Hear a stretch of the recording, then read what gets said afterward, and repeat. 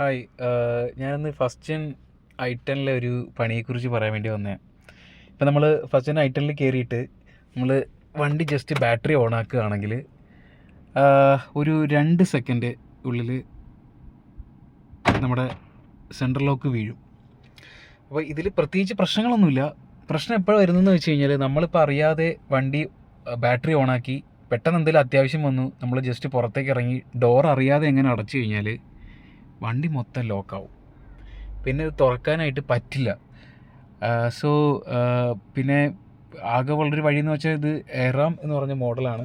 എറ IRD engine വരുന്നത്.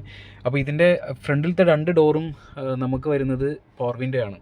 പിന്നെ ഡോർ നമ്മൾ ജസ്റ്റ് പുറത്തേക്ക് പുൾ ഔട്ട് ചെയ്ത് മെക്കാനിക്കിനെയൊക്കെ വിളിച്ച് അവരുടെ ഒരു ചെറിയൊരു റോഡ് കണക്കത്തെ സാധനം കൊണ്ടുവന്ന് നമ്മളെ പവർ വിൻഡോ ഡൗൺ ആക്കിയിട്ടാണ് ഇനി സെൻട്രൽ ലോക്ക് എടുത്തിട്ടാണ് ഇത് ചെയ്യുന്നത്.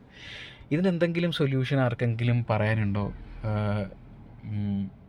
അതായത് ഇത് എങ്ങനെ മാറ്റാൻ പറ്റും, അല്ലെങ്കിൽ ആരെങ്കിലും ഫേസ് ചെയ്തിട്ടുണ്ടോ, അങ്ങനെ എന്തെങ്കിലും കുറിച്ച് പറയാൻ പറ്റുമോ?